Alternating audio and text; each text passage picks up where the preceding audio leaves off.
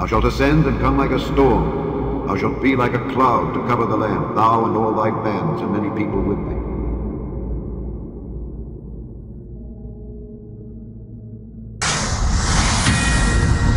This is a Fox News alert, a critical deadline now just 2.5 hours away. Ukrainian government officials say Russia has given them an ultimatum: surrender in Crimea or face a military assault. Moscow now denying the ultimatum, but tensions are growing. For the latest Fox News radio reporter, Jessica Gallagher, she is live in Crimea. Jessica.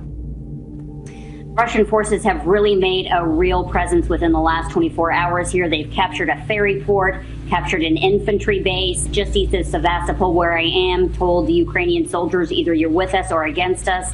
The Coast Guard, Ukrainian Coast Guard, has moved several of their ships away from key ports here out into the Black Sea, maintaining they still are loyal to Kiev. The head of Ukraine's Navy has surrendered after only 2 days on the job. He faces treason charges. And I bury the lead, as you mentioned. The Ukrainian Navy says that they have been given an ultimatum by Moscow: either surrender 2 key Navy bases here, or there will be a real assault. It's also unclear as to whether it's just Navy installations or it's also infantry. Moscow coming out to say that's absolute rubbish. We never said that, but a very, very tense situation here. And the deadline is in about 3 hours.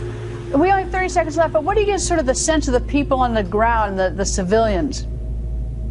It's either disbelief or rah, rah, Russia. Some people are, a lot of the Russians, a lot of the people here are ethnic Russian speakers. Some of them are very happy that Russian forces are here because they feel like they're going to be targeted. Others who do speak Russian and are ethnic Russian say that they're not exactly in favor of the government in Kiev, but they certainly don't want thousands of troops here in their backyard, and they're afraid. And, you know, quite frankly, there's real reason to be. Jessica, thank you. My pleasure.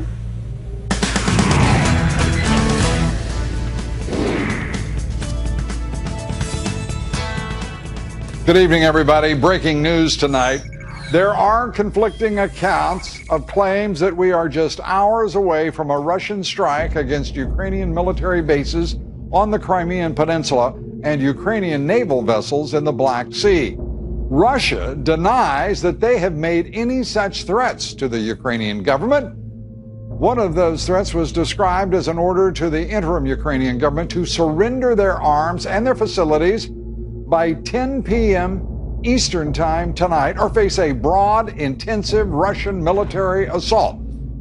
As you see there on your screen, Russian tanks outside Ukrainian bases. They've been moving into position, the forces of Russia moving into position around the facilities and bases on the Crimea. As of right now, those Russian forces have surrounded 10 Ukrainian military and naval bases. The Russian ambassador to the United Nations, claiming that deposed President Viktor Yanukovych formally requested that the Russian military intervene to protect ethnic Russians in the Crimean Peninsula. Here is Ambassador Vitaly Churkin at the UN Security Council this afternoon. The president of Russia has received the following from President Yanukovych, and I quote the statement of the president of Ukraine. As a legitimately elected representative, I say that the events in my place and the events in Kiev have resulted in the fact that Ukraine is on the brink of a civil war. I would call on the president of Russia, Mr. Putin, asking him to use the armed forces of the Russian Federation to establish legitimacy, peace, law and order, stability, and defending the people of Ukraine. Our ambassador, U.S. Ambassador Samantha Power, absolutely blasted the Russian Federation, calling their justification for militarizing Crimea a lie. At the same time, Ambassador Power did not use the words invasion or incursion to describe the Russian military's actions in Crimea. So many of the assertions made this afternoon by the Russian Federation are without basis in reality. It is a fact that Russia has surrounded or taken over practically all Ukrainian military facilities in Crimea. It is a fact that today Russian jets entered Ukrainian airspace. It is also a fact that independent journalists continue to report that there is no evidence of violence against Russian or pro-Russian communities. For their part, the Russians are still denying that they've threatened military action if Ukraine fails to surrender in the Crimea. We will know within a matter of hours, as I said, just what the Russian intent is.